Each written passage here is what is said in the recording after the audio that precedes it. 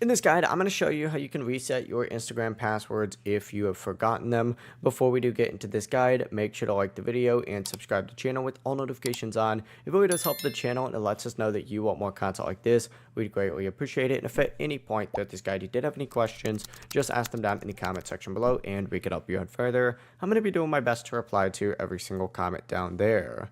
Now, first things first, open up the Instagram app and you need to be on the login screen. So choose the account that you want to recover and then tap forgot password under the login fields. Enter in your username, email, or phone number connected to that Instagram account. Hit continue and then Instagram will then send you a password reset link or code through either an email or text, whatever is associated with your account. So either open up that email or that, message or text message from Instagram, tap reset password, and then enter in your new password and confirm it. As soon as you do that, you just have to hit continue and Instagram will update your password and you can log back into the app from that exact same screen that you're currently on.